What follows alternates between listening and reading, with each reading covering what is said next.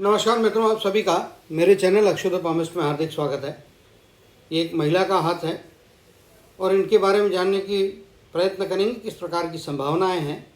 अगर उंगलियों को आप देखने जाएंगे तो स्पष्ट तौर पे आप देख पा रहे होंगे सूर्य की प्रधानता काफ़ी मजबूत है। शनि की भी उंगली अपने आप में काफ़ी लंबी और सुदृढ़ दिखाई दे रही है। मूसलाकार उंगलियाँ हैं, इसका मतलब जो है बोलने चालने के मामले में जो है किस समय क्या बात करना चाहिए, इसका बैलेंस बना के ये चलती हैं। गुरु की उंगली आप देख पा रहे होंगे तो गुरु की उंगली भी एवरेज लंबाई की यहाँ पे आसपास दिखाई दे रही है, जो कि बेटर या सामान्य से थोड़ा अच्छा आईक्यू लेवल यहाँ पे निश्चित तौर पे दिखाई दे रहा है। अगर बात करेंगे अंगूठे की तो पीछे की तरफ में झुका हुआ है। अगर यहाँ पे भी लाते हैं तो फैसला लेने की प्रक्रिया, बुद्धि की तेज़ी से कार्य करने की या बुद्धि की गति कहें तो बुद्धि की जो गति है वो कार्य करने की बहुत अधिक नहीं है। सामान्य तौर पे एक्स्ट्राऑर्डिनरी लेवल पे नहीं बोलूँगा मैं। तो ये कुछ बातें इनके पर्सनालिटी में यहाँ पे दिखाई दे रही है। कम्युनिकेशन ठीक ठाक है, थोड़ा सुधार करने की आवश्यकता निश्चित तौर पे दिखाई दे रही है। ये गैप बहुत ज़्यादा तो नहीं है लेकिन गैप है। तो आदमी ऐसे जो होते हैं आमतौर पे डेफिनेटली जो है इनका वो कम्युनिकेशन में कुछ कमजोरियां हैं। कहना कुछ चाहती हैं, कहते समय कुछ और बोल जाती है और कुछ मतलब और निकलने का खतरा यहाँ पे बनता है, संभाल के रहना चाहिए। यव का चिन्ह बनने की संभावना है लेकिन एक तरफ से खुला हुआ है, इंडिकेट करता है कि निश्चित तौर पे जीवन में कुछ कठिनाइयाँ संपत्ति को जुटाने में पैसे को लेके चलते रहेगी और कई बार इस प्रकार की सिचुएशन फाइनेंशियल क्राइसिस की क्रंच की आ सकती है। ये कुछ बातें इनके हाथ में दिखाई दे रही है। अगर स्पष्ट तौर पे कहूँ तो निश्चित तौर पे आप देख पा रहे होंगे इस प्रकार से जो है इनकी कर्म की रेखा दिखाई दे रही है और डेफिनेटली पति के ऊपर में भाग्य की निर्भरता काफ़ी अधिक यहाँ पे स्पष्ट तौर पे लग रही है। अगर राइट हैंड की बात करेंगे तो राइट हैंड में आप देखेंगे तो कर्म की रेखा, जीवन की रेखा यहाँ से लैप करती हुई कई रेखाएं हैं जो इंडिकेट करती है परिवार का सदस्यों का साथ बहुत मजबूत रहेगा। खासतौर पे जो बच्चे रहेंगे बच्चों की तरफ से इनको डेफिनेटली चीज़ें बेहतर दिखाई दे रही है। इनके हाथ में यदि आप देखने जाएंगे तो कुछ इस प्रकार से रेखाएं, विदेश में यात्रा, विदेश में यदि स्थायी होने की इच्छा है या जन्म स्थान से जितना अधिक दूरी पे जाना चाहती है उस दूरी तक ये पहुँच सकती हैं। लंबे समय तक वहाँ पे रहने की भी संभावनाएं यहाँ पे दिखाई दे रही है। डेफिनेटली तो चीज़ें अच्छी हैं। ये जिस प्रकार की रेखा यहाँ पे दिखाई दे रही है बताती है विदेश का कनेक्शन निश्चित तौर पे रहेगा। यहाँ पे आड़ी रेखा जिस प्रकार से बन रही है तो जीवन में नियम कानून के मामले में थोड़ा संभाल के रहना चाहिए। कोर्ट कचहरियों के कारण में तकलीफ होने की संभावना ऐसे व्यक्तियों के जीवन में दिखाई देती है। ये अगर तिल नहीं है, ये अगर कोई ऐसा मामूली दाग है तो उसका कोई मायने नहीं रखता है। अगर आप देखेंगे शुक्र के क्षेत्र में कुछ स्पॉट्स ऐसे बने हुए हैं जो डेंट बना रहे हैं, इंडिकेट करते हैं पारिवारिक जीवन में यदि आप सेटिस्फैक्शन लेवल्स की बात करेंगे तो बहुत अच्छा सेटिस्फैक्शन लेवल नहीं रहेगा और डिफरेंसेस भी परिस्थितियों के साथ में, परिवार के सदस्यों के साथ में रहने वाले, क्योंकि आड़ी रेखाएं हैं और कुछ जाले का भी निर्माण यहाँ पे हो रहा है, हो सकता है जिसके कारण फैमिली के मेंबरों को लेकर कष्ट का सामना, मानसिक तनाव या दबाव की संभावनाएं जीवन में दिखाई देती है। बाकी यदि बौद्धिक स्तर पे देखेंगे तो निश्चित तौर पे हृदय की रेखा काफ़ी अच्छी है और गुरु के माउंट तक पहुँच रही है। ये इनके हाथ में गुरु का माउंट है तो काफ़ी मजबूत है। ईश्वर की भक्ति, ईश्वर की आराधना जीवन में इनके लिए जमा पूंजी का काम करने वाली है और उससे जो है मुश्किलात की परिस्थितियों में बृहस्पति के आशीर्वाद यानी कि अपनी बौद्धिक क्षमताएं दिखा के उस परिस्थिति पे विजय प्राप्त करने का प्रयत्न करेंगे। शनि का माउंट अच्छा है, सूर्य का माउंट अच्छा है, लेकिन बुध का माउंट दोनों ही हाथों में आप देखने को जाएंगे तो बुध के माउंट में कमियां हैं, जबकि सूर्य का माउंट बहुत अच्छा है, शनि का माउंट भी अच्छा है, एवरेज से बेहतर है और गुरु का माउंट अपने आप में काफ़ी अच्छा है जो अच्छे आईक्यू लेवल, अच्छी समझदारी को यहाँ पे दर्शाता है। मंगल के ऋणात्मक क्षेत्र, कभी कभी थोड़ा बहुत एग्रेशन आता है, अदरवाइज मोटा मोटी तौर पे शांत रहने वाली या बैलेंस, शांत तो नहीं कहूँगा मैं, लेकिन हाँ बैलेंस व्यक्तित्व है। जब गुस्से की ज़रूरत है दिखाएंगे जब तक छेड़ा ना जाए, परेशान ना किया जाए, तब तक ये अपना गुस्सा इजहार नहीं करेंगे।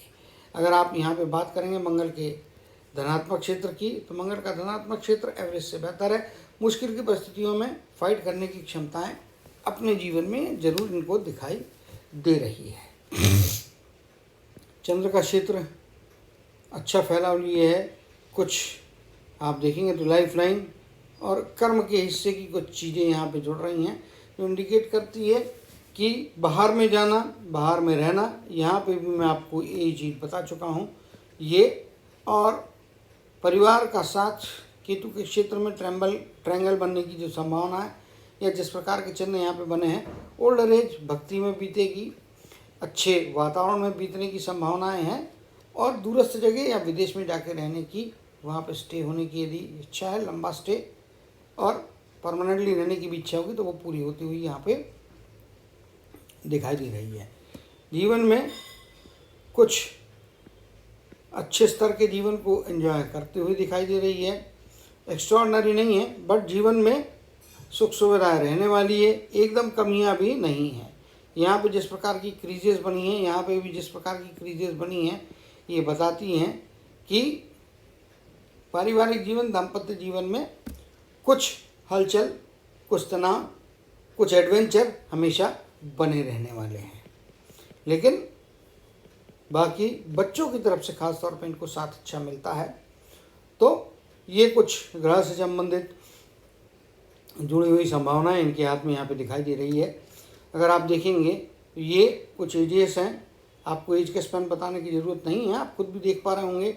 यहाँ पे इस समय फाइनेंशियल क्राइसिस, फाइनेंशियल तकलीफें आ रही हैं निश्चित तौर पे इन एजेस में। और आप देखेंगे खास तौर पे तो 35, यहाँ पे लगभग 35 से लेके 40-42 के बीच का ओवरलैपिंग है। दो स्थानों के बीच में आना जाना या दो जगह की जिम्मेदारियाँ जीवन में इनको उठाना पड़ती हैं, चाहे वो पारिवारिक तौर पे हो या पर्सनल लेवल पे हो।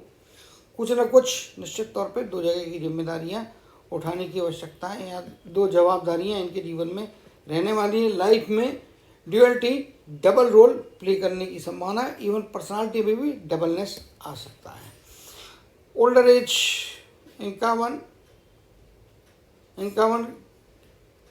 53 के आसपास का कहिए, 53, 53.5, 55 के आसपास की एज, लगभग 62 के आसपास की एज, इन एजेस में जो है ख़ास तौर से 53 कह लूँ या 52 से 53.5 के बीच का पीरियड है। यहाँ से चेंजेस लाइफ में आएंगे और निश्चित तौर पे दूरस्थ जगह जाना, सेटलमेंट की इच्छाएं होंगी। तो डेफिनेटली 3-4 मौके ऐसे लाइफ में आ रहे हैं। ये जो एजेस के स्पैन है, इन एज के स्पैन में यहाँ से यहाँ तक में अगर सिटीजनशिप के लिए भी अप्लाई करते हैं तो सिटीजनशिप भी आगे जाके मिलती हुई दिखाई दे रही है। बच्चों का साथ, भारी व्यक्तियों का साथ जीवन में अच्छे संभावनाओं को दर्शाता है। पैसा निश्चित तौर पे हाथ में रह रहा है। अगर इसमें भी देखेंगे तो यहाँ पे, अगर इसमें भी देखने को जाएंगे तो यहाँ पे लगभग 60-62 की एज, 63 के आसपास की एज, इस एज में जीवन में कुछ ना कुछ बड़ा हासिल होगा, लेकिन परिवार के सदस्यों से, क्योंकि मणिबंध की तरफ से आती हुई रेखा यहाँ पे ऊपर की तरफ में जा रही है। यही हाल इधर में भी है, मणिबंध की तरफ से आती हुई रेखा जा रही है। रेखा की लंबाई मैंने ज़्यादा बनाई है, एक्चुअल रेखाएँ इतनी लंबी है नहीं। ये यहाँ से देखिए आप तो ये दिखाई देगा, ये वाली रेखा जिसकी मैं चर्चा कर रहा हूँ, यहाँ से आप देखेंगे तो ये, और हल्का सा इस प्रकार से निकलने वाली रेखा। तो ये परिवार के सदस्य, बच्चों के द्वारा स्पेशली, क्योंकि ये नीचे वाला भाग जो होता है और मणिबंध के पास का जो पहली रेखा होती है वो इंडिकेट करती है, मणिबंध के पास की पहली रेखा मतलब सीधी सीधी बात है, परिवार, निकटस्थ लोग जीवन में निश्चित तौर पे मायने रखेंगे। और इनको एक लाइफ में बात है, यहाँ पे भी आप देखेंगे तो एक रेखा 49 या 50 को टचिंग, 49 कह सकते हैं, इसमें भी जीवन में कुछ ना कुछ आगे प्रोग्रेस का मौका। इसी प्रकार से लगभग 42 के आसपास की एज में या 41, 40 प्लस 41 की एज, यहाँ पे भी जीवन में कुछ ना कुछ प्रोग्रेस के मौके मिल रहे हैं, लेकिन दूरस्थ जगह से या किसी रिश्तेदार के द्वारा जीवन में जो है इनकी प्राप्तियाँ होंगी, क्योंकि एक गैप है। और जब लाइफलाइन अंदर होती है, चित्र में से ये हटा देता हूँ, ये वाला भाग आपका अपना होता है। ये जब जाते हैं तो इसमें दूसरे रिश्तेदार भी अब, क्योंकि ये डिस्टेंस है, ये डिस्टेंस होता है मतलब दूसरे लोगों का रोल आपके जीवन में इम्पैक्ट रहता है, दूसरे लोगों का वो आपके लाइफ को प्रभावित करते हैं और जीवन में आगे ले जाते हुए दिखाई दे रहे हैं। जहाँ तक स्वास्थ्य के मामले की बात है तो स्वास्थ्य में कुछ उतार चढ़ाव रहने वाले हैं, लेकिन जिंदा दिली है, रिकवरी सिस्टम अच्छी रहने वाली है यहाँ पे निश्चित तौर पे कह सकता हूँ। और ऊपर में रेखाएं ज़्यादा है, नीचे की तरफ में आती हुई रेखाएं नहीं है। इसके कारण में ओल्डर एज में जाने के बाद में भी स्वास्थ्य संबंधी समस्याएं आती है, तो भी हॉस्पिटलाइजेशन ऐसा कुछ बहुत बड़ा तो नहीं दिखेगा, लेकिन हाँ थोड़ा बहुत संभाल के रहना चाहिए। यहाँ पे जिस प्रकार से डेंट बने हैं तो ऐसे व्यक्तियों को, और ये जो हल्का आड़ी रेखा आती है, यहाँ पे आड़ी रेखा आती है, तो ऐसे लोगों को दुर्घटनाओं से भी थोड़ा बच के रहना चाहिए। दुर्घटनाएं परेशान करने वाली हो सकती हैं। हमेशा जीवन में, घर में भी इवन आते जाते चलते फिरते में कहीं ना कहीं शरीर में कोई ना कोई चोट लगती रहेगी, लेकिन रिकवरी सिस्टम मजबूत होने के कारण में वो चीज़ें लाइफ में इनको इतना ज़्यादा इफेक्ट करने वाली है नहीं। जहाँ तक मानसिक क्षमताएं हैं तो काफ़ी तगड़ी है।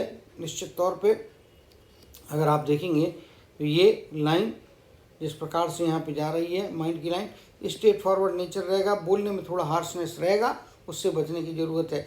दिल दूसरों के दुख सकते हैं, आपको बोलने में इस बात का हमेशा ध्यान रखना है और संभाल के रखने की आवश्यकता निश्चित तौर पे दिखाई दे रही है। तो केयरफुल रहने की आवश्यकता है। शब्द वाणी पे नियंत्रण आपको 4 लोगों के बीच में बिठाता है या 4 लोगों में से आपको अलग करता है, तो वहाँ पे थोड़ा केयरफुल रहने, संभाल के रहने की आवश्यकता निश्चित तौर पे दिखाई दे रही है। तो शब्द में थोड़ा सॉफ्टनेस रखें। बोलते समय किसी लक्ष्मण रेखा को, बोलने की रेखा को पार ना करें तो अच्छी बात है। बाकी माइंड शार्प है, दूसरों से इन्फ्लुएंस होने वाला रहेगा नहीं। जो करना है अपने हिसाब से, अपने तरीके से करते रहना पड़ेगा इनको, और ये करते रहने वाले हैं निश्चित तौर पे। इसमें कोई दो मत यहाँ पे मुझे दिखाई नहीं दे रहा है। फ्रैंकनेस रहेगा, फॉरवर्डनेस रहेगा, बोलने में ओपननेस रहेगा, तो उसको एक दायरे में रखते हैं तो वो कंस्ट्रक्टिव स्पीकिंग, कंस्ट्रक्टिव टॉकिंग जिसको बोलते हैं, वो जीवन में फ़ायदे कराएगी, समस्याओं से मुक्ति कराएगी। लेकिन अगर उस पर नियंत्रण छूट गया, तनाव या दबाव हावी हो गया, तो फिर मुश्किलात की स्थितियाँ बनती है।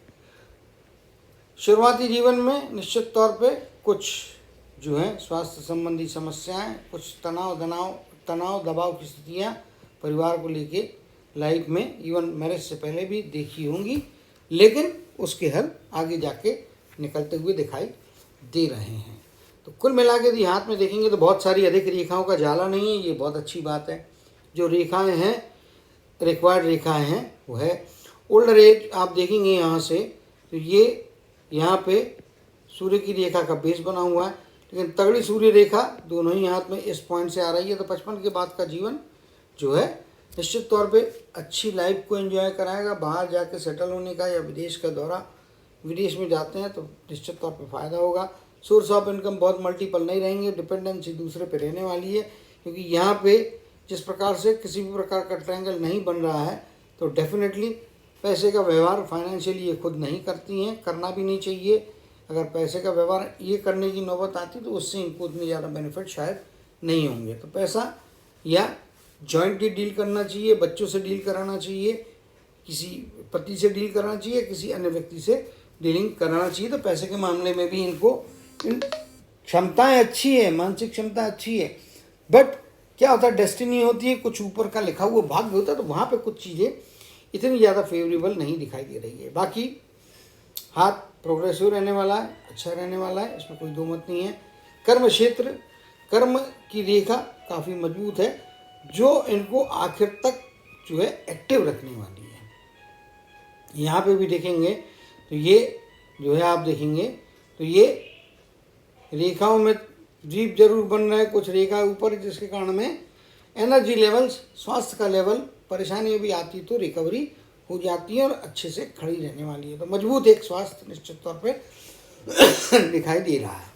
तो उम्मीद करता हूँ कि अपने वाणी पे नियंत्रण रखेंगी, वाणी को बैलेंस तरीके से इस्तेमाल करते हुए अपने जीवन में अच्छे पारिवारिक, सामाजिक, विदेश में रहना, लंबी दूरी की यात्राओं से लाभ और संतुष्टि प्राप्त करके अपने जीवन में सर्वोच्च शिखर पर पहुंचने का प्रयत्न हमेशा करती रहेगी। इसी कामना और आशीर्वाद के साथ जय श्री कृष्ण, जय जय शनिदेव कहते हुए इनके हाथ के एनालिसिस को समाप्त करते हुए आप सभी से विदा लेता हूँ।